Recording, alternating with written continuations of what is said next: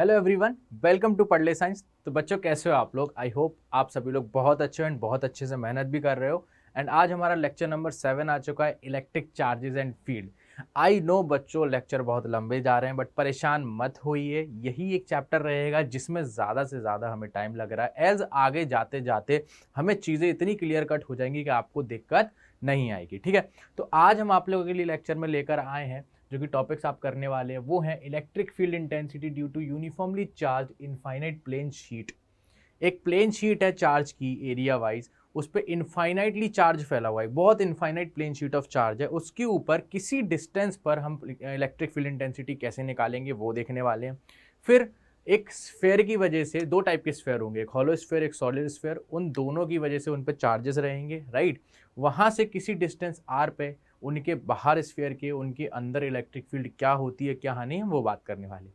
ये आपके सिलेबस में नहीं है सॉलिड स्फीयर का, बट इसको हम करने वाले हैं। इसका रीज़न ये है क्योंकि वहाँ से आपको गॉस लॉ की फीलिंग बहुत ज़्यादा अच्छे से आ जाएगी। ठीक है, एंड लास्ट लेक्चर में हमने क्या पढ़ रखा था, सबने क्लियर कट होगा, सबने लेक्चर देख रखा होगा मैं मानता हूँ। ठीक है, लास्ट लेक्चर में हमने पूरा गॉस लॉ कंप्लीट किया था, देन एप्लीकेशन बेस्ड हमने लीनियर चार्ज डेंसिटी की वजह से, राइट, एक इनफाइनाइट रॉड की वजह से जिस पे चार्ज फैला हुआ है वहाँ पर हमने इलेक्ट्रिक फील्ड इंटेंसिटी निकाली थी किसी डिस्टेंस आर पे, वो की सेम आई थी 2 के lambda over R. And Gauss law से इजी हो जाती हैं चीज़ें, बट हमें गॉसियन सरफेस बहुत ही हिसाब किताब से बनानी पड़ती है। क्यों बनानी पड़ती है? क्योंकि उसी की वजह से इलेक्ट्रिक फील्ड हर पॉइंट पर सिमेट्रिक आनी चाहिए, राइट, डिस्टेंस सिमेट्रिक होना चाहिए। समझ आ रही है बात? हाँ, तो चार्ज डिस्ट्रीब्यूशन से इलेक्ट्रिक फील्ड सिमेट्रिक आनी चाहिए, जिससे हम जब इलेक्ट्रिक फील्ड का इंटीग्रेशन करेंगे डी फाई के लिए ई डी ए, तो इलेक्ट्रिक फील्ड डायरेक्टली बाहर आ जाएगी, राइट। ठीक है, चलो, तो आप सभी को मेरा नाम तो पता ही होगा, मेरा नाम है अभिनव मौर्य। ये देखिए लिखा हुआ है, मेरा नाम है अभिनव मौर्य एंड मैं आपको फिजिक्स पढ़ाता हूँ पढ़ ले साइंस पर। एंड एक चीज़ और आपको अपडेट कर दूँ कि हाँ, लाइव क्लासेस भी होने वाली हैं एंड मैं भी लाइव क्लासेस आपकी लेने वाला हूँ। इस चैप्टर के एंड से जब आपके previous years questions plus question practice NCERT questions कराएंगे, तब से मैं लाइव लेना स्टार्ट कर दूंगा एंड उसके बाद नेक्स्ट चैप्टर हम लाइव स्टार्ट कर देंगे। ठीक है, तो अभी के लिए तो इसको स्टार्ट कर देते हैं। ठीक है, चलो, तो ये चीज़ें समझ आई। पहली चीज़ हम देखने वाली है plane sheet of infinite length की, प्लेन शीट की चार्ज की वजह से, जो कि यूनिफॉर्मली चार्ज उस शीट पर फैला हुआ है उसकी वजह से, then uniformly charge hollow sphere, उसके बाद सॉलिड स्फीयर। ठीक है, चलो, तो इस चीज को करने से पहले सबसे पहले अपने दिमाग में 2 या 3 चीजें आपको क्लियर करनी पड़ेंगी। Linear charge density, surface charge density and volume charge density क्या होता है। देखो, लीनियर चार्ज डेंसिटी तो मैं ऑलरेडी आपको बता चुका था। लीनियर चार्ज डेंसिटी मतलब चार्ज की डेंसिटी। फॉर एन एग्जाम्पल, मैं अगर आपसे बोलता हूं एक रॉड है, समझना, चीज को समझने की जरूरत है। एक रॉड है और इस रॉड पे चार्ज फैला हुआ है, मान लो ये प्लस चार्ज इस रॉड पे फैला हुआ है। ठीक है, इस रॉड की लेंथ कितनी है बच्चों? इस रॉड की लेंथ मैंने बोल दी कैपिटल है। ठीक है, तो मेरा कहने का मतलब है इस पे यूनिफॉर्मली चार्ज फैला हुआ है। यूनिफॉर्मली मतलब हर जगह पे इक्वल चार्ज फैला हुआ है लेंथ वाइज, है ना। अब इसकी डेंसिटी कैसे जानेंगे? इसकी डेंसिटी कांस्टेंट होगी। क्यों होगी? सुनो, फॉर एन एग्जाम्पल, अगर मैं आपको बोलूं कि मेरे पास एक रॉड है जिसका मास है m और लेंथ है l, ठीक है, और मास पूरा यूनिफॉर्मली फैला हुआ है। आप यहां से अच्छे से समझोगे, मास पूरा यूनिफॉर्मली फैला हुआ है। तो मेरा कहने का मतलब है, अगर मैं मास अपॉन लेंथ का रेशियो निकालूंगा कि टोटल मास m अगर l लेंथ पे फैला हुआ है तो इसकी कुछ वैल्यू आएगी जिसको मैं बोल दूंगा lambda. What is lambda here? Lambda is linear charge density. तो मेरा कहने का मतलब है कि अगर इस पे मास m है और लेंथ l/2 है, फिर मेरे से किसी ने अगर बोला ना, चलो ठीक है मान लिया आपकी बात लैम्डा है, तो अगर इसको मैं हाफ कर दूं, इसको मैं हाफ कर दूं, तो उस पर मास भी कितना बचेगा बच्चों? आधा, और लेंथ भी हो जाएगी मेरी आधी। तब भी बच्चों मास अपॉन लेंथ का रेशियो कितना आएगा? मास भी m/2 और लेंथ भी m/2, that is equals to lambda. क्या इसकी मास डेंसिटी चेंज हुई? लीनियर मास डेंसिटी, मास की डेंसिटी चेंज हुई? नहीं हुई। इवन अगर कोई इसको बोल दे कि अगर मैं मास को 1/3 कर दूं तो 1/3 मास l/3 लेंथ में ही फैला होगा, सिंपल। तो यहां पर भी lambda equals to m/3 upon l/3। क्या हर जगह लैम्डा सेम आएगा? This is also m/l, this is also m/l। तो कहीं भी अगर यूनिफॉर्मली चार्ज्ड या यूनिफॉर्मली मास डिस्ट्रीब्यूशन दिया हो तो आप समझ जाइए उनकी जो डेंसिटी होगी वो सेम होगी, ठीक है। तो अगर यहाँ से एक चीज समझ आई हो तो यहाँ पर आप क्या बोल सकते हो कि इसकी लीनियर चार्ज डेंसिटी क्या होगी, इसकी linear charge density, right, linear charge density इसकी क्या होगी बच्चों, कोई बताएगा? उसको हम डिनोट करते हैं लैम्डा से, और वो क्या होगा, टोटल चार्ज कितना है अपॉन पूरी लेंथ एल पे कितना फैला है, ठीक है। इसी वजह से तो हम करते थे फिर कि छोटे से हिस्से का काट लेते थे, तो छोटे से हिस्से पे भी जो चार्ज डी क्यू फैला होगा और छोटी सी लेंथ डी एक्स पे फैला होगा वो भी हमारा लैम्डा ही निकल के आता था। तभी तो हम इंटीग्रेशन में डी क्यू की जगह लैम्डा डी एक्स रखते थे। बोलो समझ आया, ये चीज समझ आई, ठीक है। What is lambda L, lambda is linear charge density, ठीक है, बहुत बढ़िया। अब जैसे लीनियर चार्ज डेंसिटी होती है ना एक वन डायमेंशनल चीज के लिए, जैसे रॉड एक वन डायमेंशन है, राइट, हाँ, ऐसी सरफेस चार्ज डेंसिटी भी होती है बच्चों। सरफेस चार्ज डेंसिटी क्या होती है, सरफेस पे चार्ज फैलाओ, और कैसा फैलाओ, यूनिफॉर्मली फैलाओ। अब कैसे फैला होगा बताओ जरा। मान लो ये रहा मेरे पास एक शीट, जिस शीट की हम बात करेंगे इसी वजह से मुझे ये बताना पड़ रहा है। मान लो मेरे पास शीट है और इस पे फैला हुआ है चार्ज बच्चों, कैसे फैला हुआ, ऐसे। अब जो चार्ज फैला है बच्चों वो 2D चार्ज फैला हुआ है। आप मेरी बात समझ रहे हो, 2D का मतलब, बहुत बढ़िया, मतलब पूरी शीट पे चार्ज फैला हुआ है। और ये वन डायमेंशन है, नहीं है, अब 2 डायमेंशन हो गया। क्यों, इसकी लेंथ भी है, ब्रेथ भी है, एक्स के अलॉन्ग भी है, वाई के अलॉन्ग भी है, ठीक है। चलो, तो इस पे ये कुछ चार्ज फैला हुआ है, मान लिया मैंने, जल्दी जल्दी बना दें। ओके, ये मेरे पास पॉजिटिव चार्ज कुछ ऐसा फैला हुआ है ना। तो बच्चों एक चीज बताओ, तो इसका भी अगर ये पूरा चार्ज यूनिफॉर्मली फैला होगा तो क्या इसकी भी कुछ सरफेस चार्ज डेंसिटी होगी, होगी कि नहीं होगी, बिल्कुल होगी। और वो कैसे निकल के आएगी, मान लो इसका कुछ एरिया होगा, इस शीट का कुछ ना कुछ एरिया होगा, उस एरिया को मैं बोल देता हूं ए, कोई दिक्कत, ठीक है। और इस पे जो पूरा टोटल चार्ज है, and total charge inside this, क्या लिखूंगा यहाँ पे, टोटल चार्ज, वो क्या होगा, मान लो क्यू चार्ज फैला हुआ है, राइट। तो यहां पर जब सरफेस चार्ज डेंसिटी की बात करेंगे तो हम क्या लिखते हैं उसको, sigma. Sigma equals to total charge Q है और कितने पे फैला है, एरिया वाइज ए पर, ठीक है। अगर सरफेस की बात करेंगे तो टोटल चार्ज अपॉन ए, और उसको डिनोट किससे करते हैं बच्चों, हम सिग्मा से। ये चीज याद रखेंगे, किससे डिनोट करते हैं, सिग्मा से। बोलो ठीक है, समझ आया। वेयर सिग्मा इज सरफेस या area charge density, surface charge density. Surface किसकी होगी, area wise, right, surface charge density, ठीक है। ऐसी सेम चीज बच्चों क्या होती है, वॉल्यूम चार्ज डेंसिटी। अब वॉल्यूम चार्ज डेंसिटी में भी आपको मैं सीधे सीधे फिगर आउट करके बता सकता हूँ, फॉर एन एग्जांपल, समझिए मेरी बात।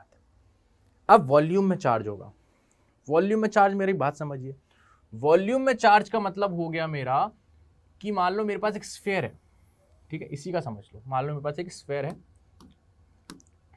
ये रहा मेरा स्फीयर, ठीक है। अरे वाह, बहुत अच्छा स्फीयर बना दिया मैंने, देखो आ जाओ, ये है मेरे पास एक स्फीयर, ठीक है।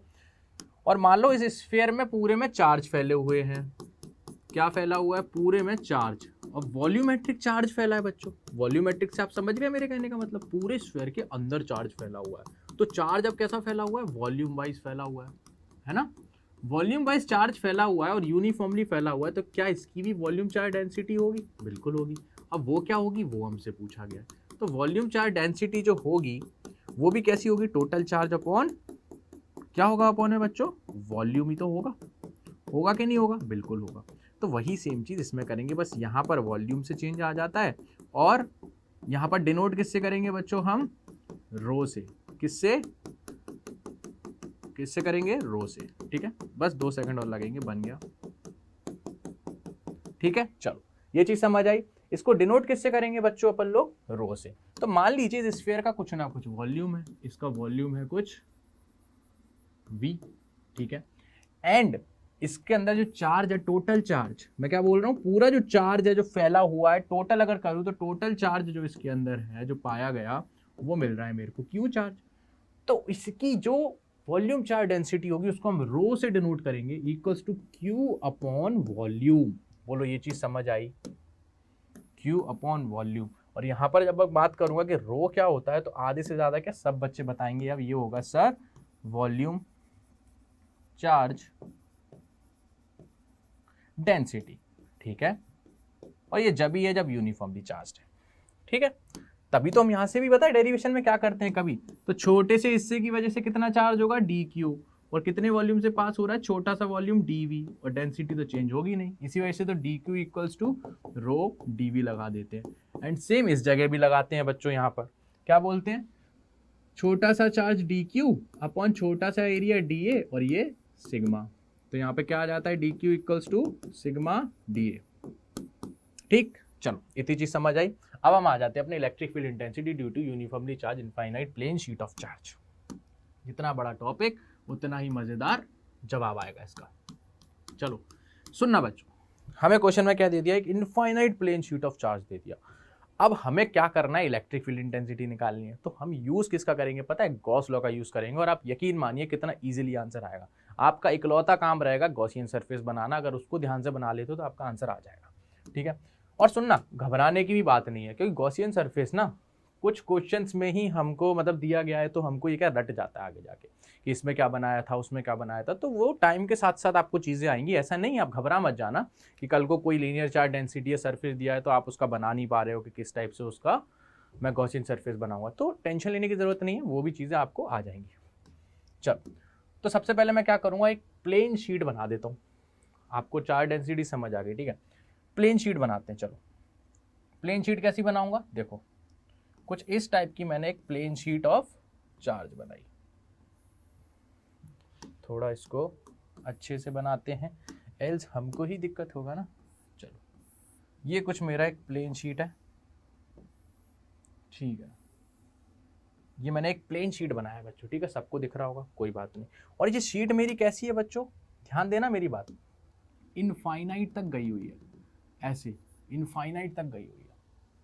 कैसे गई है, इनफाइनाइट तक, पूरी इनफाइनाइट तक। मेरी बात समझे, पूरी कैसे, ऐसे में भी इनफाइनाइट तक गई हुई है, ऐसे भी इनफाइनाइट तक गई हुई है।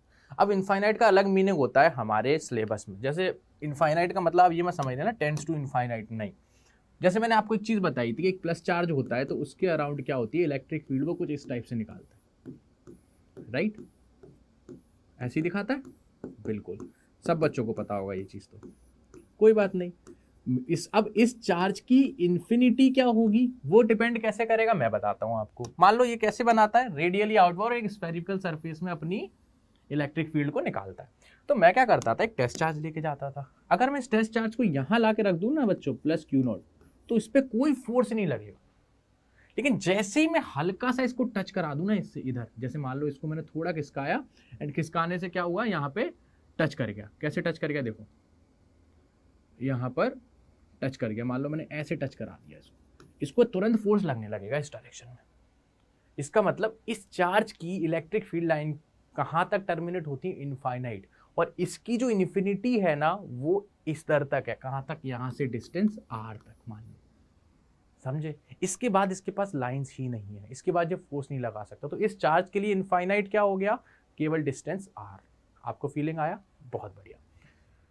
तो ये चीज समझ आई। ऐसी इन्फिनिटी इसके लिए भी डिपेंड करती है बच्चों। जैसे मान लो कि अगर मान लो बहुत छोटी चीज है, फॉर एन एग्जांपल, बहुत छोटी चीज का मतलब मैं मानूं कि एक चीज बताओ, अगर कोई छोटा सा छोटा सा अगर कोई एनिमल है, मान ला एक छोटा सा पपी है, पपी, ठीक है, कुत्ते का बच्चा छोटा सा, उसको अगर मैं रेगिस्तान में छोड़ दूं, राइट, तो उसके लिए बहुत बड़ी चीज है, बहुत बड़ी चीज़। फॉर एन एग्जांपल हम बड़े हैं, राइट, हम बड़े हैं तो हम अगर डेजर्ट वगैरह में जाते हैं तो हम एक बार को बड़े हैं तो हाइट वाइज अपन को दिख जाता है कि कहीं जगह वो है पानी वाली जगह या वहाँ से रोड निकल रही है। अब मानिए अगर आप किसी छोटे बच्चे को वहाँ छोड़ के चले जाओ तो बच्चे को तो अता पता ही नहीं लगेगा कि कितना लंबा है, कितना नहीं है, कितना छोटा है, कहाँ जाऊँ कहाँ, उसको तो ये लगेगा बस दुनिया खत्म, बहुत दूर है, बहुत बड़ा ये डेजर्ट, जबकि इसलिए लग रहा है क्योंकि वो छोटा है। तो for comparing to that boy और अ लिटिल गर्ल, ये एक डेजर्ट बहुत बड़ा है, बट कंपेयरिंग टू मी वो नहीं है।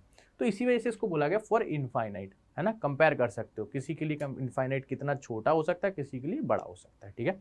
चलो तो ये शीट मेरी इनफाइनाइट तक फैली हुई थी, ठीक है, इनफाइनाइट तक, यहाँ से भी इनफाइनाइट तक फैली हुई है, यहाँ से भी इनफाइनाइट तक। एंड इसके ऊपर क्या है, चार्जेस फैले हुए हैं बच्चों। क्या है, चार्जेस। चलो चार्जेस भी बना देते हैं इस पे, ठीक है। अब मुझे क्या चाहिए, इलेक्ट्रिक फील्ड इंटेंसिटी चाहिए, कहां पर, किसी डिस्टेंस r पर। मान लो किसी डिस्टेंस r पर चाहिए, कहां से चाहिए, अब ये शीट समझ आ रही है कैसे, ऐसे जिस फेस में मेरा है ना, मेरा फेस जिस साइड है ना, उस साइड की इसकी एक प्लेन शीट है ऐसे, ठीक है, समझ आया, तो ऐसी शीट है, राइट, 3D में बना रखी है। तो मान लो यहां से मुझे इसके सेंटर से ले लो या किसी भी कहीं से पॉइंट से ले लो, इस शीट से किसी डिस्टेंस r पर मुझे क्या चाहिए, इलेक्ट्रिक फील्ड इंटेंसिटी। अच्छा बच्चों एक चीज मुझे बताना, अगर इस पॉइंट को मैंने जो r डिस्टेंस इस शीट से लिया है, अगर मैं इसको थोड़ा भी ऊपर कर दूं, इस पॉइंट को, मतलब इसकी जगह यहां से लूं, शीट से यहां से r डिस्टेंस, तो कोई फर्क पड़ेगा नहीं, शीट तो इनफाइनाइट है, फिर चाहे तुम यहां से r डिस्टेंस लो या थोड़ा ऊपर से लो या थोड़ा नीचे से लो, बात तो एक ही पड़ेगी, हर जगह से ही वो इनफाइनाइट होगा, राइट। तो कहीं से भी r डिस्टेंस पे चाहिए, बस मेरा एम है इस शीट से परपेंडिकुलर डिस्टेंस किसी r पे मुझे चाहिए, ठीक है। अब मेरा सबसे पहला काम है इसका चार्ज देखना। तो मैंने क्या बोल दिया बच्चों, यहां ध्यान देना, टोटल चार्ज ऑन अ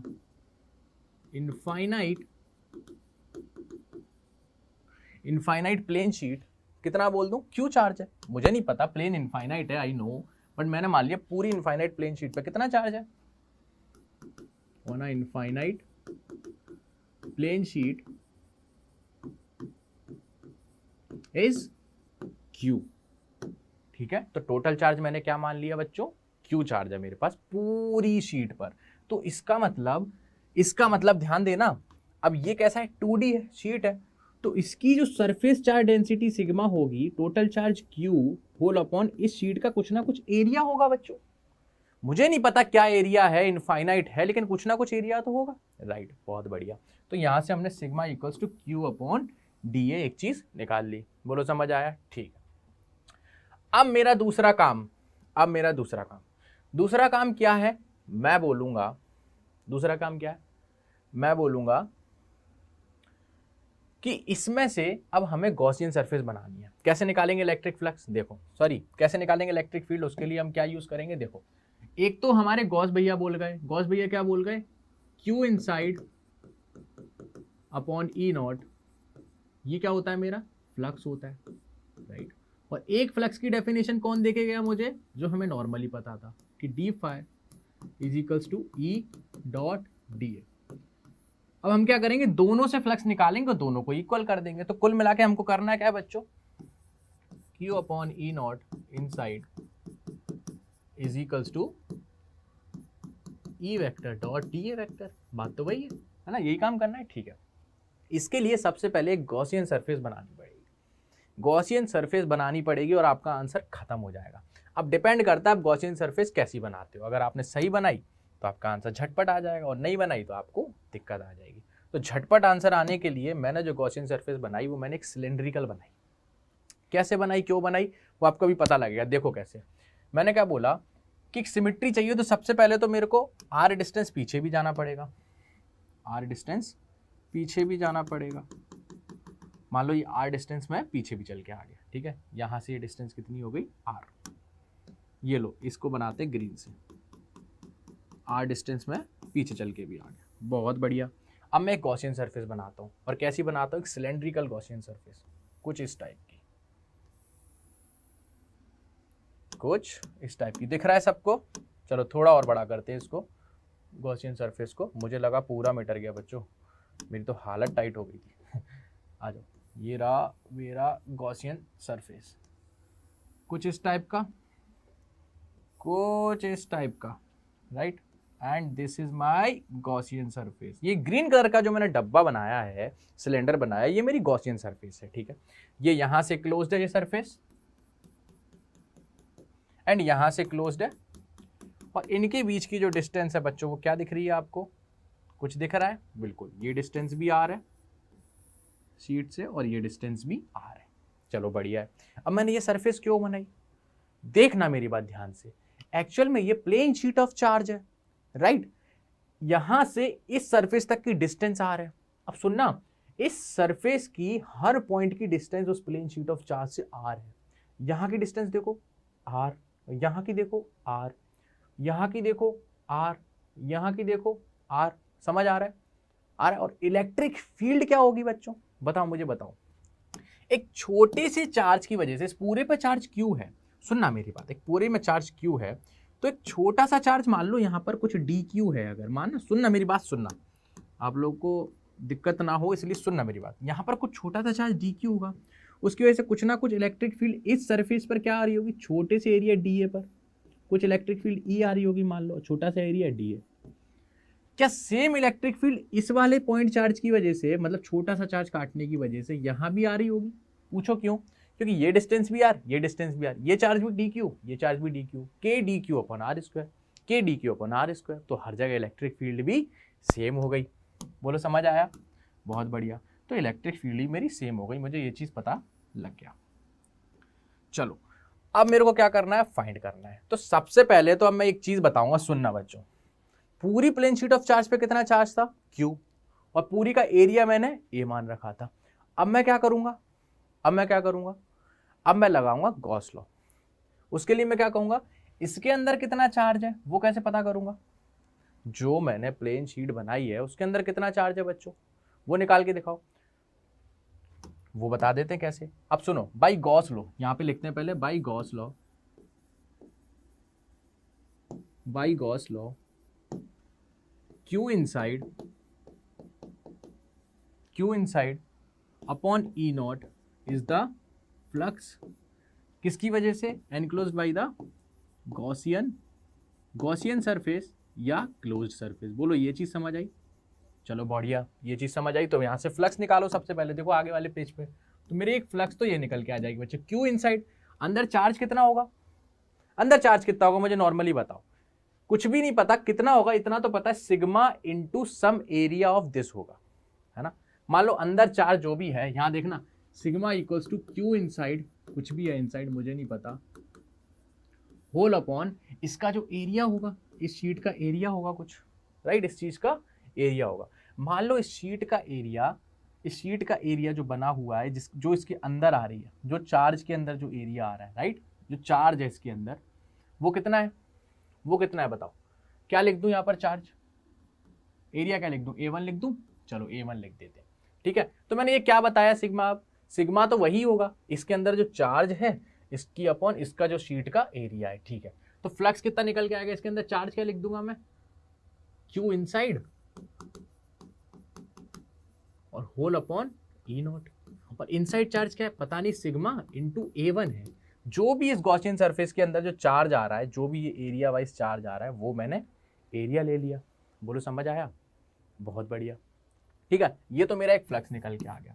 एक डेफिनेशन कहाँ बोलेंगे बच्चों, एक डेफिनेशन में बोलूंगा d phi equals to E dot D A, या E D A cos theta, इसका भी इंटीग्रेशन कर दो, राइट। चलो बहुत बढ़िया, E vector dot D A vector. अब सुनना, इस छोटे से चार्ज की वजह से अगर बोलूं तो यहां पर इलेक्ट्रिक फील्ड क्या आएगी हर जगह, बताओ जरा। क्या यहां पर अगर मैं इलेक्ट्रिक फील्ड की डायरेक्शन की बात करूं बच्चों, तो इस चार्ज की वजह से भी अगर इलेक्ट्रिक फील्ड इसी डायरेक्शन में आएगी ई, और एरिया वेक्टर भी इधर ही होगा। मान लो छोटा सा एरिया, एक छोटे से चार्ज की वजह से छोटा सा एरिया मैंने काटा, तो उसका एरिया वेक्टर डी है, और इलेक्ट्रिक फील्ड भी अभी भी ई। सेम इस डायरेक्शन में भी इलेक्ट्रिक फील्ड का डायरेक्शन इधर, और एरिया वेक्टर का भी इधर। लेकिन जो सिलेंड्रिकल सरफेस ऐसी बनी हुई है, उसकी वजह से हमेशा इलेक्ट्रिक फील्ड का डायरेक्शन ऊपर ही रहने वाला है, और एरिया वेक्टर भी ऊपर रहने वाला है। देखो चार्जेस की वजह से इलेक्ट्रिक फील्ड तो यहां जाएगी, ऊपर कोई इलेक्ट्रिक फील्ड का डायरेक्शन है नहीं है, तो यहां पर हमेशा परपेंडिकुलर आएगा और कैंसिल आउट हो जाएंगी सारी। तो इस शीट की वजह से कुछ नहीं आएगा, केवल और केवल इसकी और इसकी वजह से आएगा। बोलो समझ आया? बहुत बढ़िया। अब सुनना, यहां पर क्या लिखोगे, फिर यहां पर क्या लिखोगे बताओ। एक तो इस साइड वाली इलेक्ट्रिक फील्ड आएगी टोटल इस एरिया की वजह से और इसकी वजह से। अरे ये क्या होता था, ये कैसे निकालते थे, टोटल किसी गॉसियन सरफेस पे हमने जो बना रखा है, अब ये गॉसियन सरफेस बनी हुई है, ठीक है, इसके अंदर से हमें टोटल चार्ज कुछ लिखा हुआ है Q इनसाइड, ठीक है। तो हम कैसे निकालेंगे, जो भी टोटल सरफेस में से फ्लक्स निकल रहा है वही हमारा टोटल फ्लक्स होता था। इसकी वजह से तो जीरो हो गया, एक इसकी वजह से बचा और एक इसकी वजह से बचा। इसकी वजह से कितना निकलेगा, इसका कुछ एरिया होगा, इसका कुछ एरिया होगा, ठीक है। कितना निकलेगा ई, और इसका कुछ एरिया होगा E1, सॉरी EA, कुछ ना कुछ एरिया होगा, मुझे नहीं पता, ठीक है, इस वाली सरफेस की वजह से, राइट। और इस वाली सरफेस की वजह से क्या निकलेगा बच्चों, अब देखना किसी को कंफ्यूजन हो तो मैं वेक्टर साइन में लिख देता हूं, देखना यहां पर क्या लिखूंगा बच्चों, एक इलेक्ट्रिक फील्ड की भी डायरेक्शन यहाँ और एरिया की डायरेक्शन भी यहाँ, छोटा सा डी है, राइट। तो दोनों के बीच में एंगल cos 0, तो क्या आएगा मेरा E D A cos 0 degree, बोलो समझ आया। प्लस एक बार फ्लक्स किस डायरेक्शन में निकल रहा है, इस डायरेक्शन में भी निकलेगा, वो क्या आएगा E D A cos 0 degree, E D A cos 0 degree, बोलो समझ आया। तो यहाँ से ई डी ए, यहाँ इंटीग्रेशन तो चल ही रहा है, प्लस ई डी ए। अब सुनना, इलेक्ट्रिक फील्ड तो कांस्टेंट आ जाएगी, तो इलेक्ट्रिक फील्ड कॉमन, और यहाँ से एरिया का इंटीग्रेशन हो जाएगा, प्लस यहाँ से भी एरिया का इंटीग्रेशन हो जाएगा, बोलो समझ आया, बहुत बढ़िया। अब सुनो मेरी बात, अब सुनो मेरी बात, यहां पर अब ई ए, मान लो इस शीट का एरिया कुछ आ जाएगा, टोटल ए आ जाएगा, ठीक है, तो यहां पर क्या हो जाएगा ई ए प्लस ई ए, तो टोटल क्या हो जाएगा ई टू ई ए, बोलो ये चीज समझ आई, ठीक है। अब क्या मैं इसको इसके बराबर रख दूं, क्या मैं इसको इसके बराबर रख दूं, बताना बच्चों, क्या मैं इसको इसके बराबर रख दूं, बिल्कुल रख देते हैं। क्या ये एरिया भी A1 ही होगा, मुझे सच बताना, अगर आपको फील आ रहा होगा तो बताओ, क्या ये एरिया A1 होगा जो एरिया मैंने माना है। एक्चुअल में ये पूरी इनफाइनाइट शीट है, सुनना मेरी बात समझना, पूरी infinite plane sheet of charge है, इसमें मैंने गॉसियन सरफेस बनाई सिलेंड्रिकल, तो जो चार्ज बीच में शीट बनेगा वो भी एक सर्कुलर बनेगा कि नहीं बनेगा, बिल्कुल बनेगा। तो यहाँ पर जो कवर हो रहा होगा मेरा एरिया, ध्यान से देखना, कुछ ऐसा ही चार्ज शीट आई होगी, बोलो समझ आ रही है जी, अभी मैंने व्हाइट गोला बनाया, कुछ ऐसा ही आ रहा होगा। इस एरिया को मैंने क्या बोल रखा है, देखो ध्यान से, चार्ज जो इनसाइड है Q inside upon A1 area बोल दिया, और A क्यों नहीं बोला, क्योंकि A एरिया तो ऑलरेडी पूरी बड़ी शीट का था, ठीक है, कोई बात नहीं। इसका जो एरिया A1 है, तो क्या इसका एरिया भी A1 नहीं होगा, और क्या इसका एरिया भी A1 नहीं होगा, बिल्कुल होगा, बिल्कुल होगा। तो इसी वजह से यहां पर भी A1 लिख दिया, क्योंकि इसका एरिया भी आ गया, क्या आ जाएगा DA, पूरा इंटीग्रेशन करेंगे A1 और इसका भी A1, तो 2EA1, बोलो समझ आया, ठीक है। अब क्या करेंगे, दोनों फ्लक्स को बराबर कर देंगे, तो Q इनसाइड अपॉन A1 जो आया था, ये क्या निकल के आया था मेरा, अच्छा फ्लक्स रखना है ना, ये मैंने क्या रख दिया, फ्लक्स कहाँ गया मेरा, फ्लक्स ये रहा, sigma into A1 is equals to, यहाँ क्या आ जाएगा 2 टाइम्स ऑफ EA1, क्या एरिया से एरिया कैंसिल हो रहा है, बिल्कुल, क्या बचेगा सिग्मा इक्वल्स टू 2E, तो यहाँ से क्या वैल्यू आ जाएगी मेरे पास, E equals to sigma upon 2, और E0 तो बचा ही है बच्चों, E0 तो मैं लिखना ही भूल गया, E0 तो मैं लिखना भूल ही गया। देखो यहाँ पर क्या गलती करी है, देखो यहाँ पर Q इनसाइड को मैंने यहाँ लिखा, Q इनसाइड क्या है सिग्मा E0 अपॉन A, देखो क्या बच्चों, रुको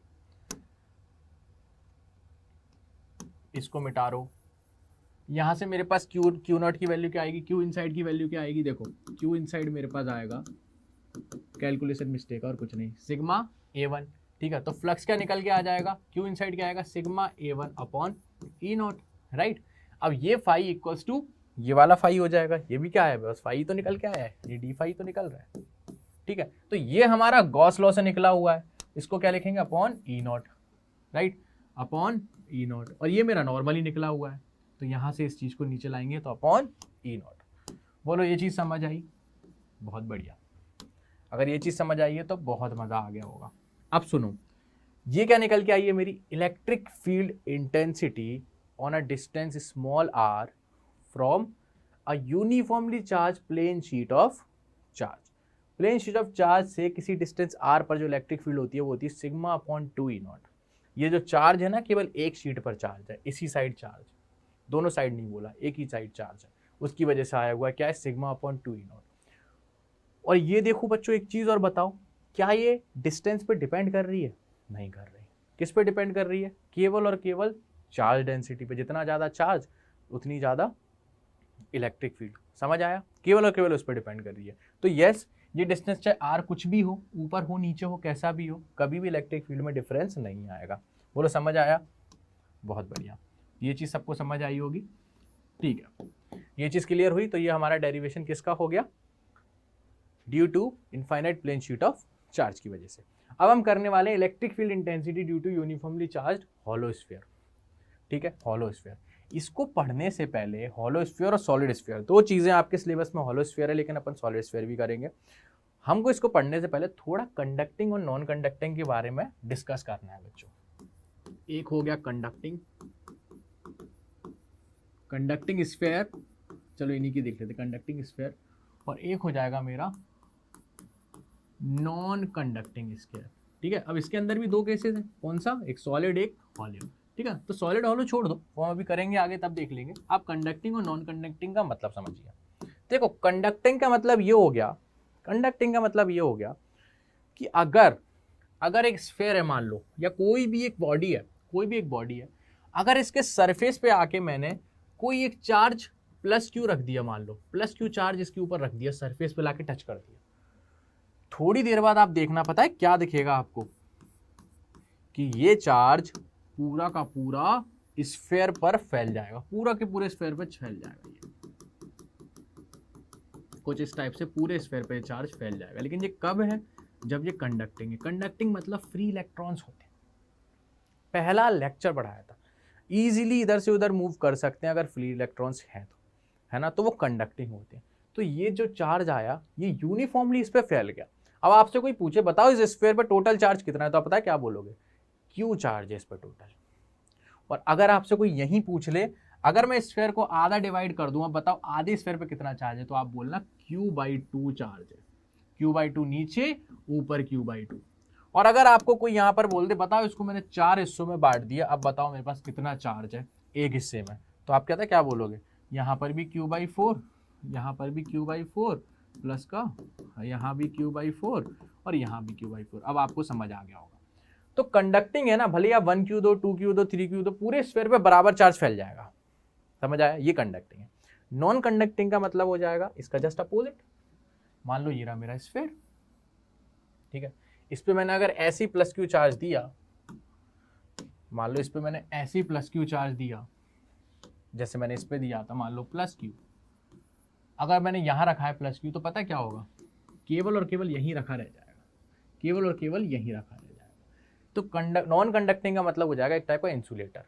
तो ये कंडक्टिंग नहीं है, फ्री इलेक्ट्रॉन्स नहीं है, चार्ज को रिवॉल्व या फैल ही नहीं सकता है, चार्ज मूव ही नहीं कर सकता है, तो चार्ज को जहाँ रखा है वहीं रखा रह जाएगा। इसको एक्सटर्नल फोर्स की वजह से कर सकते हैं अपन। कैसे? एक्सटर्नल वर्धन, उठा के चार्ज को कहीं रख सकते हो।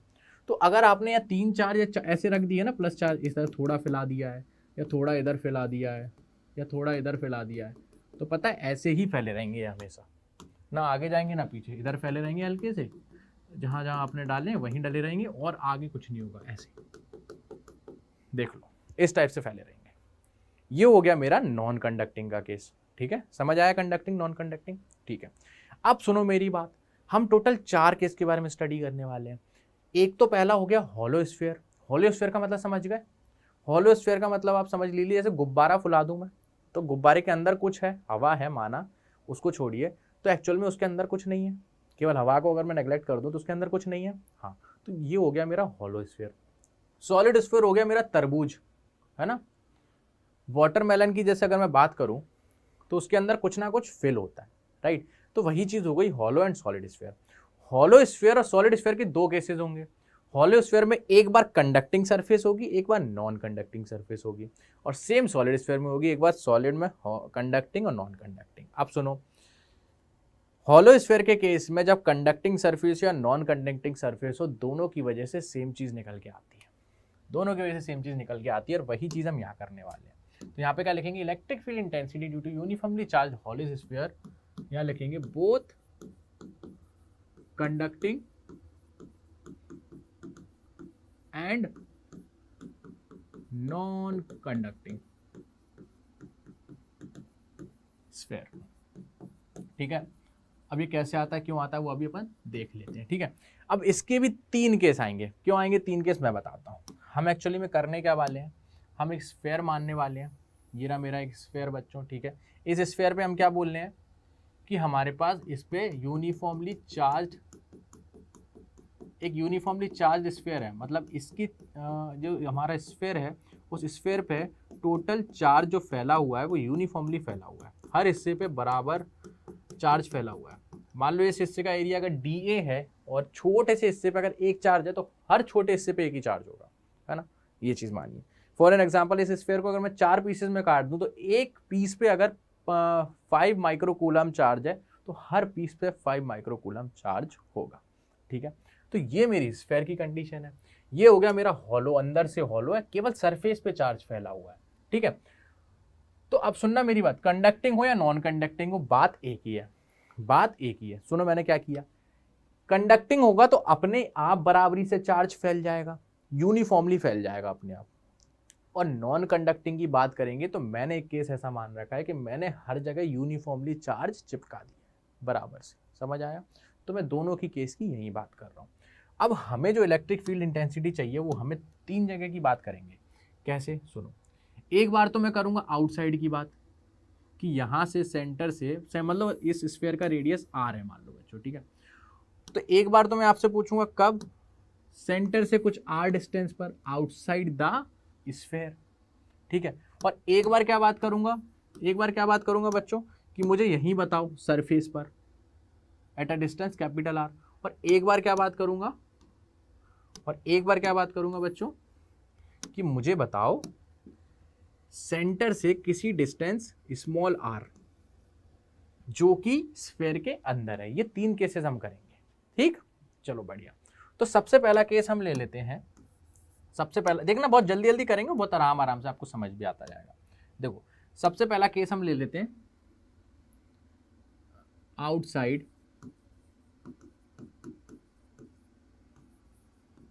Eight a distance r which is greater than capital R, ठीक है। Eight a distance r which is greater than capital R। बोलो ये चीज समझ आई, बहुत बढ़िया, ठीक है।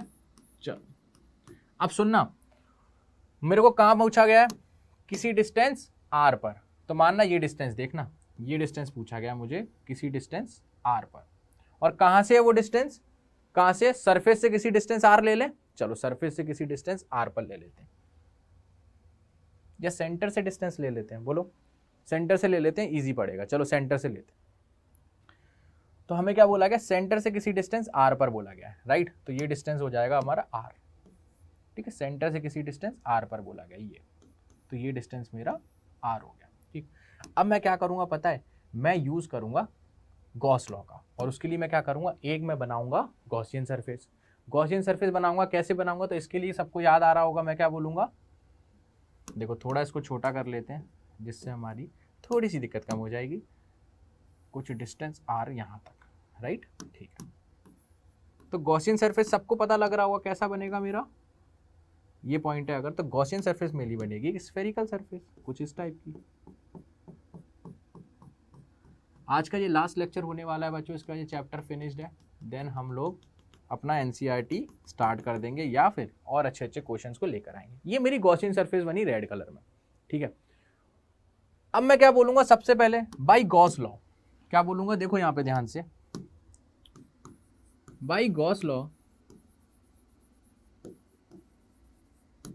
फ्लक्स क्या होगा मेरा, net charge inside the Gaussian surface. What is my Gaussian surface, मेरी गॉसियन सरफेस है ये रेड वाली, ये है मेरी गॉसियन सरफेस। बोलो किसी को कोई दिक्कत, बहुत बढ़िया, ये है मेरी गॉसियन सरफेस। नेट चार्ज कितना है इस गॉसियन सरफेस के अंदर, नेट चार्ज कितना है इस स्फीयर पे, टोटल चार्ज कितना बताया मैंने। देखो इसको अलग से लिख लो, अलग से लिख लो, अलग से लिख लो, यहां पर लिख लो total charge on sphere is equals to Q, ठीक है। ये मैंने आपको अलग से लिख दिया, बोलो समझ आया, ठीक है। टोटल चार्ज, अब सुनना मेरी बात सुनो, ये गॉसियन सरफेस के अंदर पूरा स्फीयर आ गया और पूरे पे टोटल चार्ज कितना है, पूरे स्फीयर के अंदर, मतलब इस गॉसियन सरफेस के अंदर टोटल चार्ज कितना है, वही है जो टोटल चार्ज स्फीयर पे Q होल अपॉन E0। ये मेरी पहली डेफिनेशन निकल के आ गई बाय गॉस लॉ। अब सुनना, अब दूसरा मेथड क्या बचेगा, एक फ्लक्स का मेथड ये है कि integration D phi equals to E dot D integration, ठीक है। अब सुनना, यहां पर चाहिए आर डिस्टेंस पर, ये मेरी गॉसियन सरफेस है। तो मुझे एक चीज बताओ बच्चों, क्या यहां से हर जगह इलेक्ट्रिक फील्ड सेम होगी? क्या हर जगह इलेक्ट्रिक फील्ड सेम होगी कि नहीं होगी? कैसे? देखो, ये सरफेस से ऐसा डिस्टेंस आ रहा है, इसको हटाओ, ये हमारा डिस्टेंस जो आर दिया होता है वो सरफेस से दिया होता है, सरफेस से किसी डिस्टेंस आर पर, सरफेस से आर डिस्टेंस में, outside at a distance R which is greater than R, outside at a distance R जो कि सरफेस से किसी डिस्टेंस आर पर है, ठीक है। अब सुनना, अगर मैं इस छोटे चार्ज की वजह से बात करूं, किस छोटे चार्ज की वजह से, देखो बच्चों, इस छोटे चार्ज की वजह से अगर मैं बात करूं तो यहां पर जो एरिया होगा, यहां पर जो एरिया वेक्टर होगा वो क्या बनेगा, इस छोटे से चार्ज की वजह से छोटा सा एरिया काटूंगा, उस एरिया की वजह से क्या होगी, मेरी एरिया की डायरेक्शन ये होगी डी ए, और वहां से निकलने वाली इलेक्ट्रिक फील्ड कुछ ई होगी। अब सुनना, यहां से जो इलेक्ट्रिक फील्ड निकल रही होगी, क्या उसकी वैल्यू हमेशा सेम होगी? क्योंकि ये डिस्टेंस तो आर है, ये भी आर है। अगर ऐसा ही छोटा डायरेक्शन, देखो इलेक्ट्रिक फील्ड का मैग्नीट्यूड हर जगह सेम होगा, लेकिन डायरेक्शन अलग होगी। कैसे? क्या मैं हर जगह का एरिया वेक्टर अलग अलग होगा? बिल्कुल होगा। देखो यहाँ का छोटा सा एरिया काटो, इस छोटे से एरिया में से निकलने वाली इलेक्ट्रिक फ्लक्स, ये इलेक्ट्रिक फील्ड लाइन निकलेगी जो कि ई होगी, और यहाँ भी जो इलेक्ट्रिक फील्ड लाइन सेम होगी, क्योंकि ये डिस्टेंस भी आर है, ये डिस्टेंस भी आर था, तो हर जगह उस छोटे से चार्ज का डिस्टेंस आर है, तो हमेशा इलेक्ट्रिक फील्ड निकलने वाली तो सेम होने वाली है, बिल्कुल, बस एरिया का डायरेक्शन अलग अलग है। तो मैं क्या करूंगा, हर जगह छोटा छोटा निकाल लेता हूँ, E D A E D A E D A E D A E D A, और उसको ऐड कर दूंगा, तो E D A D phi equals to E D A E D A E D A, छोटा छोटा flux निकलने वाला है और सबको टोटल ऐड करना है। तो ऐड करने के लिए मैं क्या कर सकता हूँ, डायरेक्ट इंटीग्रेशन, तो वही चीज़ करिए। तो सबका छोटा छोटा हिस्सा, इसका ई डी ए, इसका ई डी ए, इसका ई डी ए, यहाँ से ई डी ए, सबका ऐड करने की जगह मैं क्या कर दूँ, इंटीग्रेशन। तो टोटल इंटीग्रेशन करूँगा तो ये फाई निकल के आएगा। इलेक्ट्रिक फील्ड हर जगह का कॉन्स्टेंट है बाई मैग्नीट्यूड, तो यहाँ से ई बाहर आ जाएगा, बस इंटीग्रेशन बचेगा डी ए का। तो डी ए का मतलब इंटीग्रेशन टोटल एरिया, और टोटल एरिया किसका आएगा बताओ जरा, टोटल एरिया किसका आएगा, इस स्फीयर का आएगा, रेड वाले का, इस वाले का पूरे स्फीयर का एरिया क्या होगा, पूरे का एरिया क्या होगा, कोई बताना चाहेगा? पूरे का एरिया, पूरे का एरिया होगा 4 पाई, और इसकी जो रेडियस है, यहां पर मुझे थोड़ी कंफ्यूजन थी, कोई दिक्कत नहीं है, इस डिस्टेंस को अपन ना आर मान लेते हैं, सेंटर से डिस्टेंस आर होती है ये, ठीक है। लेकिन हमें इलेक्ट्रिक फील्ड में कोई अभी भी दिक्कत नहीं आएगी, पूछो क्यों? यहां से ये डिस्टेंस क्या होगी अभी भी, सुनना, ये डिस्टेंस अब क्या हो जाएगी बच्चों, कुछ नहीं, small R minus capital R. क्या यहां से भी ये डिस्टेंस वही होगी? बिल्कुल होगी। यहां भी क्या कुछ चेंजेस आएंगे? क्या नहीं आएंगे, इसमें भी small R minus capital R, कोई दिक्कत? बिल्कुल सही। तो यहाँ पर हमको जो एरिया निकालना था उसके लिए हमें क्या लिखना पड़ता, क्या रखना पड़ता, ये पूरा रेडियस तो नहीं पता था, ये पता था, तो आर प्लस कैपिटल आर रखना पड़ता, राइट। तो उस चीज़ की वजह से मैंने यहाँ पर थोड़ा चेंजेस किया।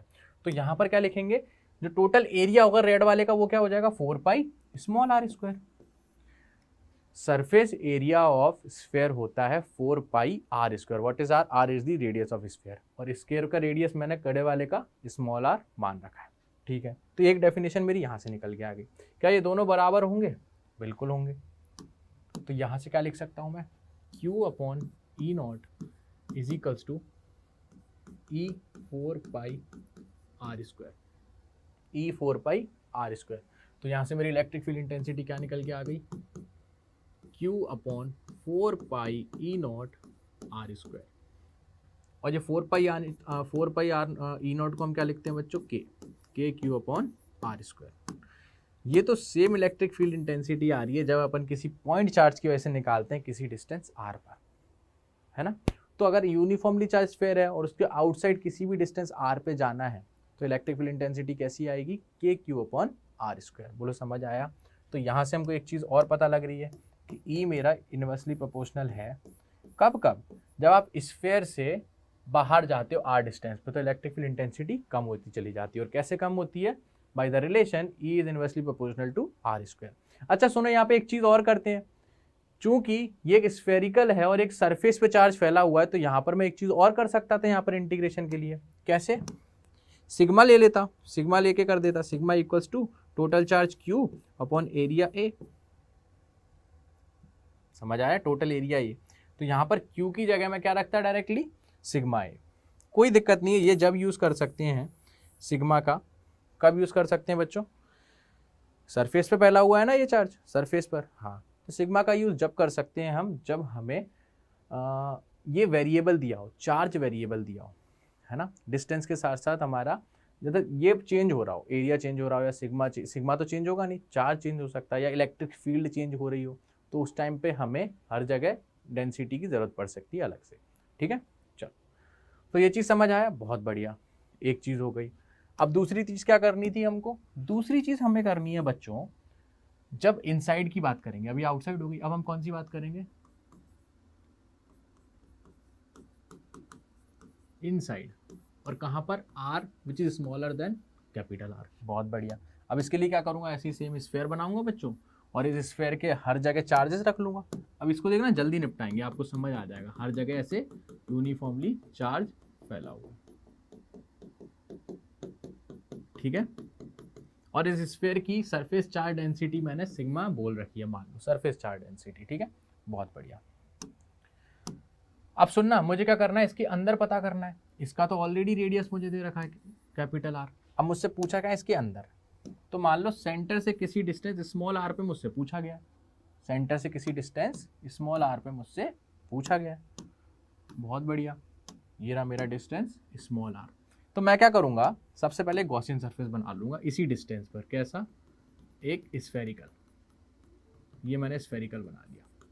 अब सुनना, ये रेड कलर की जो स्फेरिकल सरफेस मैंने बताई, क्या इसके अंदर कोई चार्ज है, नहीं है, तो यहां से जो फ्लक्स निकलेगा Q अपॉन ई नॉट वाला, क्या Q की वैल्यू 0 हो गई अपॉन ई नॉट, तो यहां से सीधे 0 निकल के आएगा फ्लक्स, मतलब इस गॉसियन सरफेस में से कोई फ्लक्स नहीं निकल रहा। और एक डेफिनेशन क्या बोलती है, D phi equals to E D A, और ये तो सेम टू सेम ऐसे ही निकलेगा जैसे निकलता था, कैसे, इलेक्ट्रिक फील्ड बाहर आ जाएगी और एरिया का इंटीग्रेशन हो जाएगा, राइट। और अब एरिया किसका लेते थे बच्चों, E into 4 pi small are square, लेकिन ये पूरा का पूरा इक्वल किसके रखूंगा, ये मेरा फाई आ गया, इसको फाई के इक्वल रख देंगे, तो electric field intensity 4 pi are square is equals to 0। तो इलेक्ट्रिक फील्ड इंटेंसिटी इनसाइड आती है 0, और ये किसकी आई थी, आउटसाइड की। क्या ये चीज समझ आई, इनसाइड की 0 क्या आई, समझ आई। तो दो चीज अपने मन में क्लियर हो गई। अगर सरफेस पे चार्ज फैला हुआ है, एक हॉलो स्फीयर है, हॉलो स्फीयर है और उसके सरफेस पे चार्ज फैला हुआ है, तो अगर उस स्फीयर के सरफेस से हम अंदर जाएंगे तो इलेक्ट्रिक फील्ड इंटेंसिटी 0 है हर जगह, सरफेस के अंदर इलेक्ट्रिक फील्ड इंटेंसिटी 0 है हर जगह। और सरफेस के जैसे ही बाहर जाएंगे, बाहर जैसे ही जाएंगे तो कैसे बदलती है, K Q upon are square, K Q upon are square, inversely proportional to are square. जैसे ही देखो सरफेस में बैठा हूं, सरफेस से नीचे आया अंदर की तरफ, स्फीयर के अंदर तो 0, खत्म, कोई इलेक्ट्रिक फील्ड ही नहीं है। और जैसे ही मैं सरफेस से ऊपर निकला या सरफेस से किसी डिस्टेंस पे निकला, तो मेरी कैसे करेगी, 1/r स्क्वायर से वेरी करने लगेगी, होगी क्या, K Q upon are square, और कम होती चली जाएगी, राइट। अगर इसी में एक केस और बचेगा बच्चों, एट अ डिस्टेंस r या ऑन द सरफेस, यहां पे क्या लिख दूं, on the surface of hollow sphere, बोलो कोई दिक्कत, चलो बढ़िया। सरफेस पे देख लेते हैं अपन, सरफेस पे क्या आएगी, ठीक है। सरफेस का मतलब क्या हो गया, जो मेरा स्मॉल आर डिस्टेंस है वो कैपिटल आर के बराबर है।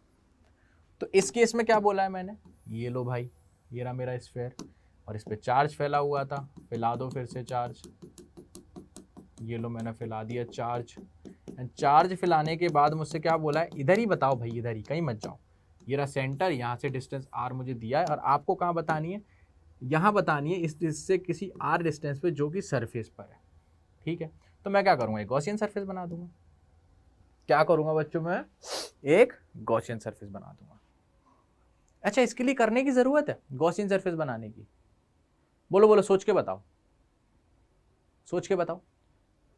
एक चीज़ बताना, ये क्या आई थी, किसी डिस्टेंस r पर, अगर ये r 0 हो जाए, 0 तो नहीं हो जाए, ये r इक्वल्स टू स्मॉल वो कैपिटल R हो जाए, मतलब ये जो आउटसाइड वाला डिस्टेंस आया था, देखो ये वाला, ये r जो डिस्टेंस है यहाँ से सेंटर से यहाँ तक का, अगर ये r equals to small r हो जाएगा तो क्या K Q upon capital R square आएगा? आएगा कि नहीं आएगा? अच्छा चलो ठीक है, करके देख लेते हैं। गॉसियन सरफेस बना दो, लो तो कैसी बनेगी, इसी को ओवर वो कर जाएगी, ओवरटेक। ठीक है, अब इस गॉसियन सरफेस के अंदर क्या चार्ज आ रहा है, फ्लक्स कैसे निकलेगा, फ्लक्स निकलेगा नेट चार्ज इनसाइड जो कि क्यू चार्ज है upon area, sorry upon E naught, and यही चीज किसकी इक्वल हो जाएगी अब, D phi equals to E dot D A का इंटीग्रेशन। तो Q upon E naught is equals to electric field बाहर आएगी और एरिया कितना होगा अब 4 पाई आर स्क्वायर। बोलो समझ आ रहा है? ठीक है, तो यहाँ से इलेक्ट्रिक फील्ड कितना आ जाएगा, Q upon 4 pi E naught R square. तो यहाँ से इलेक्ट्रिक फील्ड कितनी निकल के आएगी, के क्यू अपॉन आर स्क्वायर। बोलो ये चीज़ समझ आई, ये चीज़ समझ आई कि नहीं? ये चीज़ समझ आई होगी तो मज़ा आ गया होगा। समझ आया? तो हमें क्या पता लगा, देखो ये रहा स्फेयर, स्फेयर के सरफेस पे के क्यू अपॉन आर स्क्वायर, उससे बाहर जाएंगे तो K Q upon small are square. वो डिस्टेंस स्मॉल आर कहाँ से लेंगे, सेंटर से लेंगे, के क्यू अपॉन आर स्क्वायर। चलते जाएंगे कम होती चली जाएगी, राइट। और सेंटर और स्फेयर के सरफेस से अंदर आएंगे तो 0। 3 चीज़ें पता लग गई हमें, ठीक है।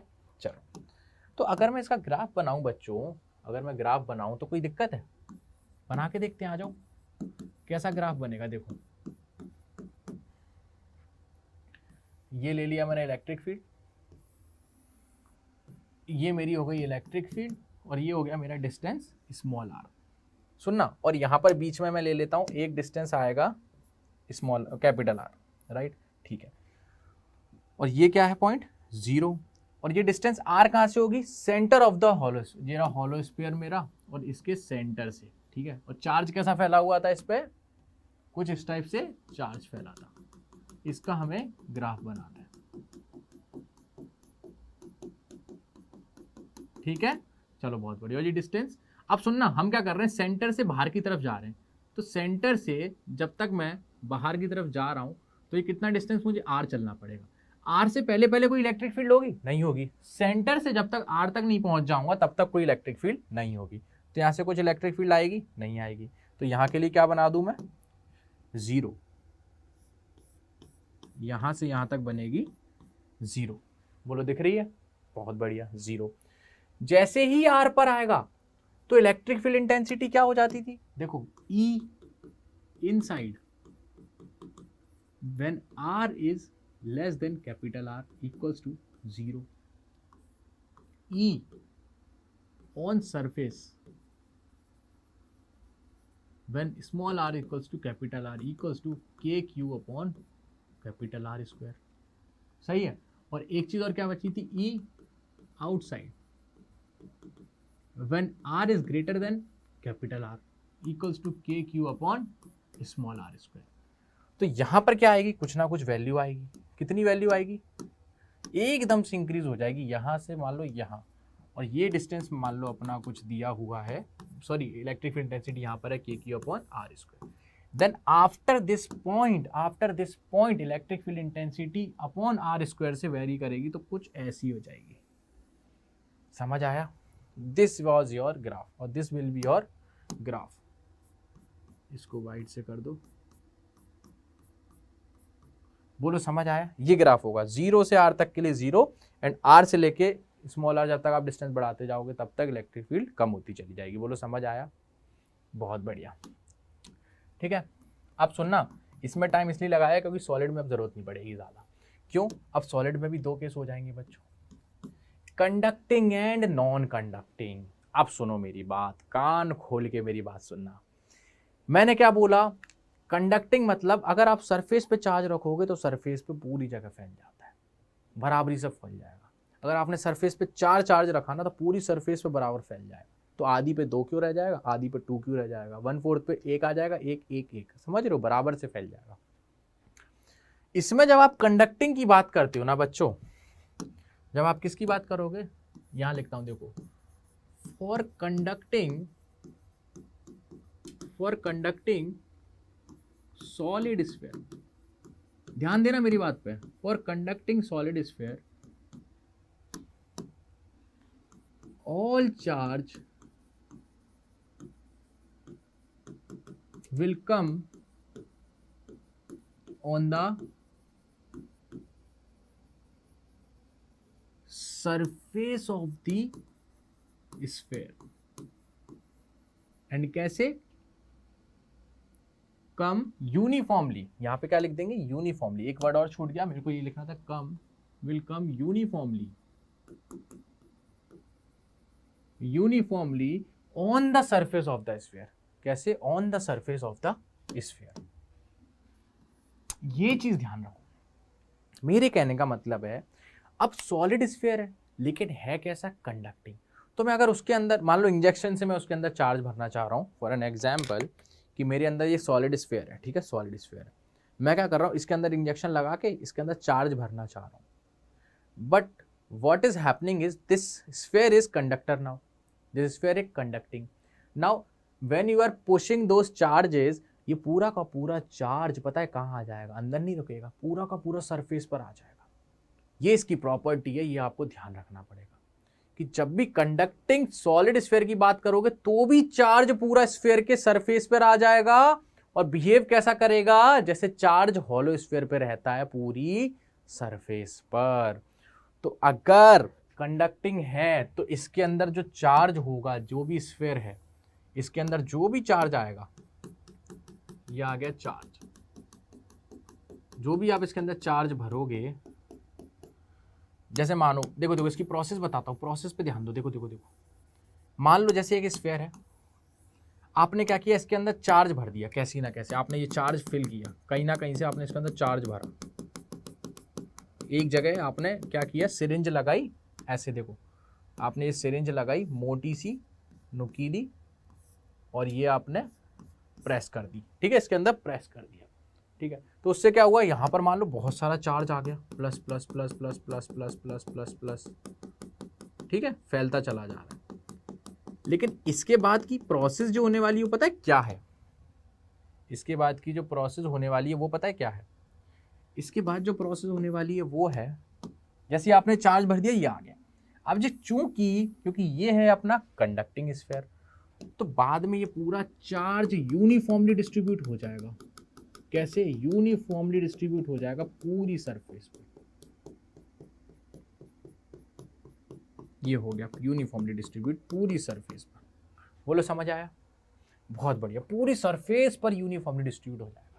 तो अब ये सॉलिड स्फीयर तो है लेकिन है कंडक्टिंग, लेकिन इसके पूरे सरफेस पर चार्ज आ गया है, तो क्या ये केस हमारा यही नहीं बन गया, क्या ये केस मेरा यही नहीं बन गया, पूरी सरफेस वाला चार्ज बन गया कि नहीं बन गया। तो जब ये पूरा केस यही बन गया तो क्या इस केस में हमें बार बार निकालने की जरूरत है, नहीं है, तो यहां पर भी ई इनसाइड जो आएगा, ई इनसाइड जो कि r distance less than small r होगा, वो भी क्या होगा 0, और इलेक्ट्रिक फील्ड इंटेंसिटी जो आउटसाइड आएगी वो क्या आएगी, वो क्या होगा small r greater than capital R, that is k Q upon small are square. और सेम अगर इलेक्ट्रिक फील्ड इंटेंसिटी में पूछूं सरफेस पर, मतलब small r equals to capital R, वो कितना आएगा बच्चों k Q upon are square, same रहेगा, कोई चेंजेस नहीं आएगा। ये चीज तो फील आई गई होगी इंजेक्शन वाली, है ना, तो इसमें कुछ चेंजेस आया, कोई चेंजेस नहीं आएगा।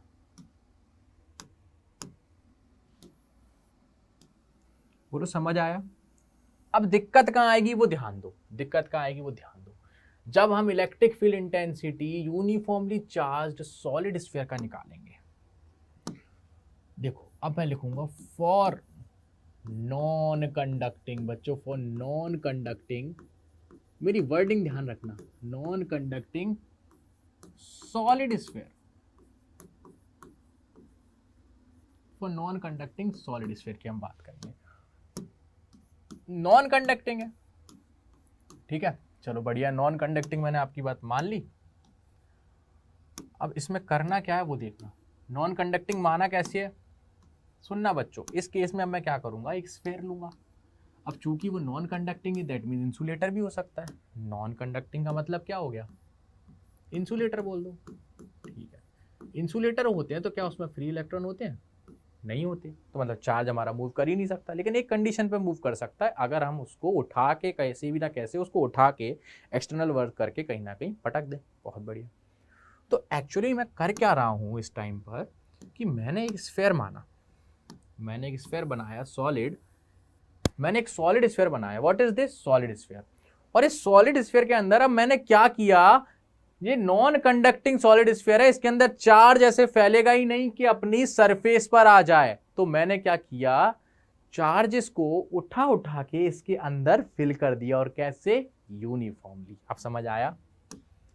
ये यूनिफॉर्मली मैंने फिल किया इसको बाई एक्सटर्नल एजेंट। कैसे भी किया हो, मैंने किया। समझ आया?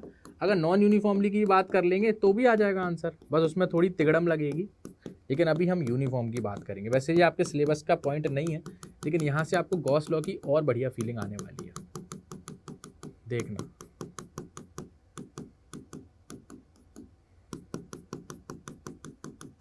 ठीक है, चलो।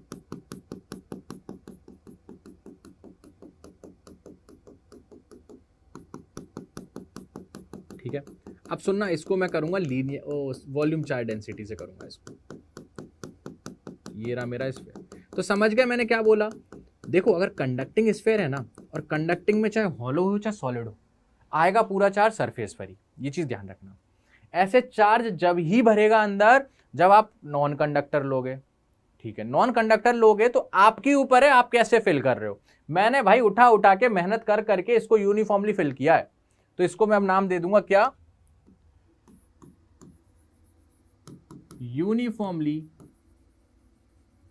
Charged, uniformly charged non conducting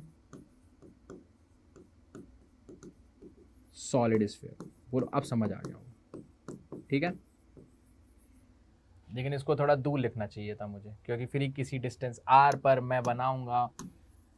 कोई बात नहीं, ठीक है, समझ आ गया ना? इसको नहीं लिखेंगे, आप समझ आ गया? ठीक है, बहुत बढ़िया। चलो, तो अब हम क्या करने वाले हैं बच्चों, ध्यान रखना। अब हम इसकी वजह से निकालने वाले हैं। ठीक है, तो इसके लिए भी 3 कंडीशन में निकालेंगे। एक बार डिस्टेंस r जो कि अंदर होगा, और एक बार सरफेस पर, और एक बार बाहर। तो और इसकी मुझे मान लो दे रखी है linear charge, volume charge density दे रखी है, अलग से लिखेंगे। इसकी मुझे वॉल्यूम चार्ज डेंसिटी दे रखी है, वॉल्यूम चार्ज डेंसिटी वो कितनी दे रखी है? मान लो रो दे रखी है। Rho is the volume charge density of this. तो कुल मिला के इसके अंदर मान लो टोटल चार्ज क्यू है ना? वॉल्यूम चार्ज डेंसिटी रो रखी है, एंड हमने माना है total charge is equals to Q. Right, total charge इसके अंदर क्या है? क्यू।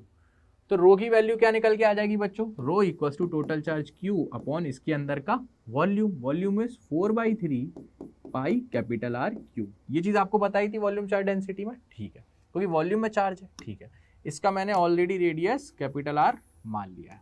ये रहा इसका रेडियस। तो ये आ गई मेरी वॉल्यूम चार्ज डेंसिटी, जो मैंने उस साइड निकाल के रखी हुई है। ठीक है, ये चीज भी सही है, बहुत बढ़िया। अब मैं क्या करूंगा, अब मैं निकालता हूं electric field intensity. Electric field intensity कहाँ निकालूंगा? पहले मैं निकालता हूं सबसे पहला inside eight a distance r which is less than greater than निकाल लेते हैं। चलो, सबसे पहले ग्रेटर देन, क्योंकि इजी पड़ेगा। देखो, ग्रेटर देन r। ठीक है, ठीक है, इन आउटसाइड लिखना है, और यहाँ पर ये रहा outside and greater than r।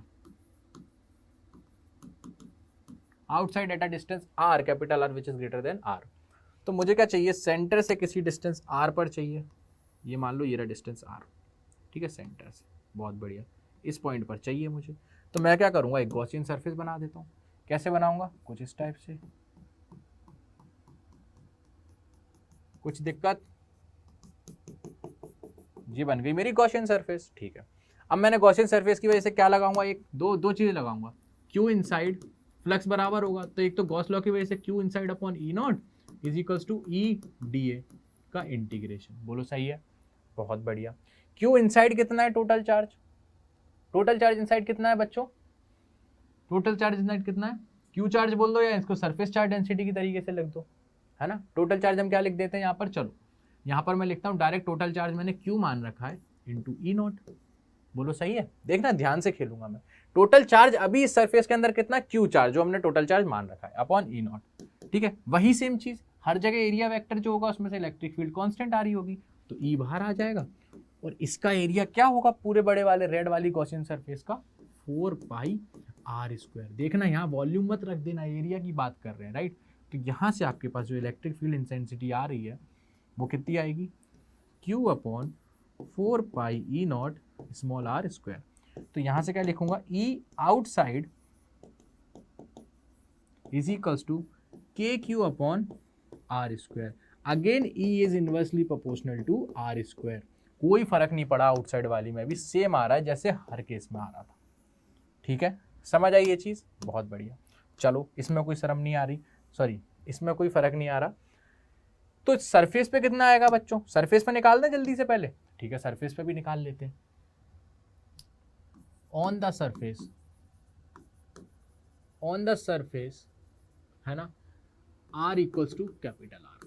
तो कैसे लिखेंगे, ई वही सेम चीज, फ्लक्स जो इसकी वजह से गॉस लॉ की वजह से Q inside upon E naught is equals to E D A का integration.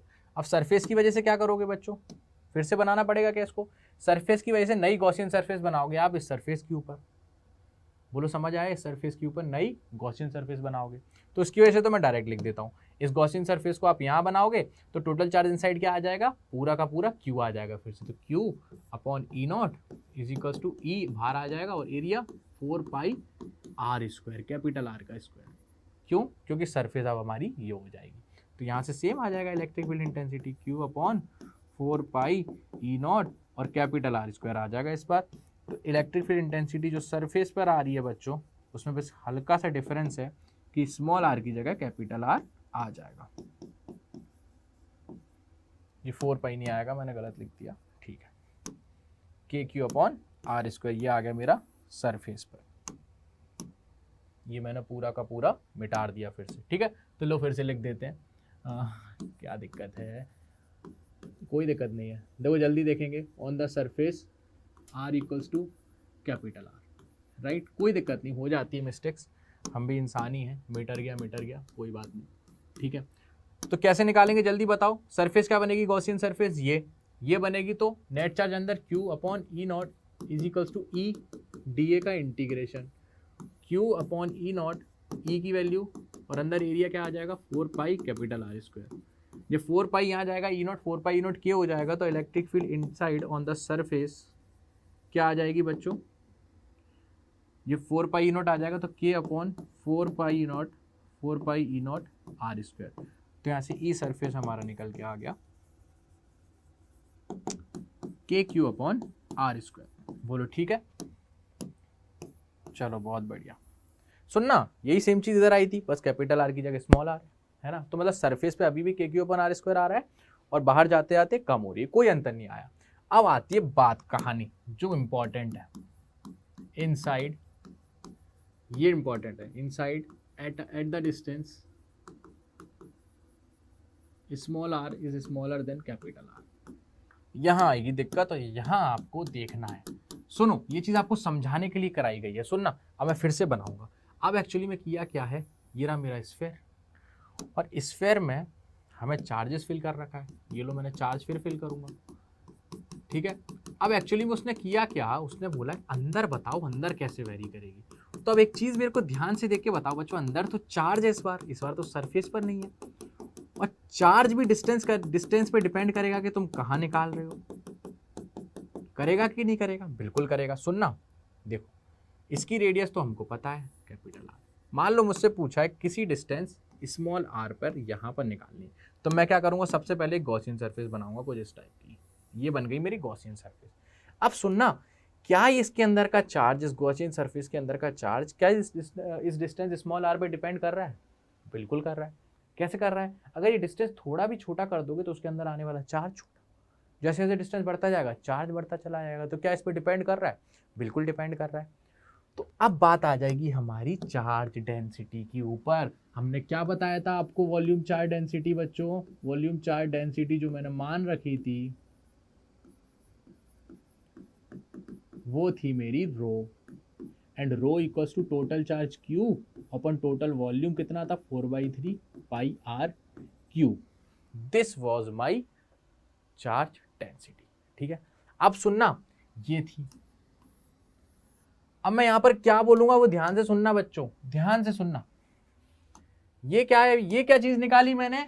Volume charge density, total charge Q इतने वॉल्यूम पे फैला हुआ है आज की डेट में, बहुत सही है, इसके अंदर इतना है। तो इतने स्फीयर के अंदर कितना होगा? इतने स्फीयर के अंदर कितना होगा? मान लो इसके अंदर कुछ चार्ज है, मुझे नहीं पता, स्मॉल क्यू। इसके अंदर चार्ज रेड वाले के अंदर स्मॉल क्यू, और कितने वॉल्यूम में? 4/3 पाई स्मॉल आर का क्यूब। समझ आया? And that is also equal to rho. Why rho? Because uniform charge, हर जगह यूनिफॉर्म चार्ज है। इस स्फीयर पे अगर टोटल चार्ज Q है तो इस स्फीयर के आधे वॉल्यूम में चार्ज Q/2 होगा, 1/4 वॉल्यूम में चार्ज Q/4 होगा। इसलिए अगर Q चार्ज इतने वॉल्यूम में है तो स्मॉल Q चार्ज जो कि सरफेस का मैंने बोला है वो कितने वॉल्यूम में होगा? इसके वॉल्यूम के अंदर जो इसका वॉल्यूम आ रहा है। करेक्ट? तो यहाँ से रो की वैल्यू आ गई। ठीक है, ठीक है, इसको अब पकड़ के रखना है। एक चीज मैंने ये निकाल दी, what is Q? Q is the Q inside, इसको इनसाइड लिख दूं। ठीक है, तो Q इनसाइड मेरा क्या निकल के आ गया? मतलब गॉसियन सरफेस के अंदर का चार्ज, गॉसियन सरफेस के अंदर का charge, that is 4/3 pi are cube into rho. बहुत बढ़िया। ठीक है, अब मैं क्या करूंगा? अब लगाऊंगा मैं भाई गॉस लॉ। गॉस लॉ क्या लगाते थे? वहां से फ्लक्स निकलता था, net flux inside closed surface, closed surface. What is that? Close surface की वजह से क्या हो जाएगा? Q inside upon E naught. Q inside क्या है बच्चों? 4/3 pi are cube small r cube rho upon E naught, यहां आ जाएगा। पहली चीज, ये पहली इक्वेशन मेरी कहां से निकल के आई बच्चों? गॉस लॉ से। अब दूसरी इक्वेशन कहां से निकल के आएगी बच्चों? D phi is equals to E D A. यहां पर जो टोटल फ्लक्स निकल के आएगा, इलेक्ट्रिक फील्ड सेम रहेगी कॉमन, और एरिया क्या लोगे? स्मॉल आर वाला, 4 पाई स्मॉल आर स्क्वायर। ठीक है, अब यहां से आपके पास ये चीज निकल के आ गई फ्लक्स। इन दोनों फ्लक्स को बराबर करो, 4 पाई आर स्क्वायर ई, ये जो फ्लक्स है वो किसके बराबर होगा? इसके 4/3 pi are cube, 4/3 pi are cube, r cube कौन सा? Small r cube into rho upon E naught. बोलो समझ आया? बहुत बढ़िया समझ आया आपको। तो यहां से वैल्यू क्या निकल के आ रही है बच्चों? बताओ जरा, सुनना। देखो इसको लिखो, E equals to 4 pi are cube rho upon 3 E naught into 4 pi small are square. बहुत बढ़िया। क्या यहाँ से ये चीज़ कैंसिल हो रही है? हो गई। ये भी कैंसिल हो जाएगा, 2 आर इससे कैंसिल होंगे, एक बचेगा। तो यहाँ से जो मेरे पास E बच रहा है बच्चों, वो बच रहा है E equals to rho R upon 3 E naught. बहुत अजीब सा आंसर आ रहा है, राइट? बहुत अजीब सा आंसर आ रहा है, क्योंकि हम इसको समझ ही नहीं पा रहे। सर इसको याद कैसे करेंगे? देखो याद तो करना ही नहीं है, आपको समझाने के लिए बताया था। सुनना, आंसर थोड़ा अजीब आ रहा है, लेकिन इसको हम चेंज करते हैं थोड़ा। कैसे चेंज करते हैं? देखो, हमको एक्चुअली में रो की वैल्यू तो पता है, q upon 4/3 pi are cube. तो rho equals to Q upon 4/3 pi are cube हमको पता है। क्या मैं इसमें पुट कर दूं? ठीक है, तो E इनसाइड क्या निकल के आएगा? रो आर, रो की जगह Q upon 4/3 pi are cube into R already था, होल अपॉन 3 ई नॉट। बोलो समझ आया? बहुत बढ़िया। तो यहां से E इनसाइड निकालो, क्या आ जाएगा? E इनसाइड निकालो, क्या आ जाएगा? ये चीज यहां पहुंचेगी, देन इसको थोड़ा अच्छे से लिख लें, इसको थोड़ा अच्छे से लिख लें। बहुत बढ़िया। देखो इसको आगे कर दूं थोड़ा सा, कैसे आ जाएगा? देखो रो की वैल्यू क्या आ जाएगी? ये चीज ऊपर निकल जाएगी, 3Q upon 4 pi are cube. बोलो सही है? ठीक है, इसको मिटा के अब लिखते हैं अच्छे से। Q इनसाइड क्या आएगा, Q इनसाइड आएगी मेरी, ये थी रो की वैल्यू 3Q अपॉन 4 पाई R³ into R upon 3E0 already था। बहुत बढ़िया बहुत बढ़िया। देखो तो यहाँ से 3 से 3 कैंसिल हो जाएगा, हो गया। यहाँ से क्या वैल्यू बच रही है देखो, बताएगा कोई मेरे को। देखो Q R अपॉन 4 पाई E0 और R³ तो यहाँ से E इनसाइड जो आ रही है मेरी सॉलिड स्फीयर की वजह से वो आ रही है K टाइम्स 4 पाई E0 क्या होता है K, Q upon R³ into R। देखो कितनी बढ़िया चीज निकल कर आई है, कितनी बढ़िया चीज निकल कर आई है। अंदर हमारी डिपेंड कर रही है इलेक्ट्रिक फील्ड इंटेंसिटी, और कैसे, डायरेक्टली प्रोपोर्शनल टू R। अब सुनो भाई, अब सुनो कहानी तो अब चालू हुई है। इलेक्ट्रिक फील्ड इंटेंसिटी अगर सॉलिड की बात करूं, जो भी कैसा नॉन कंडक्टिंग, और उसमें भी मैंने यूनिफॉर्मली उसको रख रखा है, तो सरफेस पर वही रहेगा जो पहले थी, k Q upon are square, capital R square. बाहर जाओगे तो वो inversely proportional to are square कम होती चलाई, के पी अपॉन आर स्क्वायर। लेकिन अंदर अब आओगे ना तो अंदर भी चार्ज है, और जैसे जैसे आप अंदर आते जाओगे तो चार्ज भी कम होता जाएगा, चार्ज कम होगा वॉल्यूम कम होगा, तो वो चीज आती जाएगी। इलेक्ट्रिक फील्ड कैसे होगी, K Q upon R cube into small are.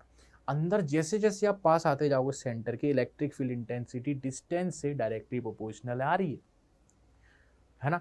यहां पर मान लो सरफेस पर आ रही है आपकी इलेक्ट्रिक फील्ड इंटेंसिटी, मान लो आपकी आ रही है 10, ठीक है। जब आपका डिस्टेंस यहां से कितना दूर है, रेडियस 10, जैसे ही आप थोड़ा और पास गए, मान लो 1 सेंटीमीटर पास गए, आपकी बढ़ जाएगी 1, है ना, फिर 2, फिर 3, 4, ऐसे 11, 12, 13, 14, तो मतलब इनवर्सली बढ़ती चली जा रही है, ठीक है।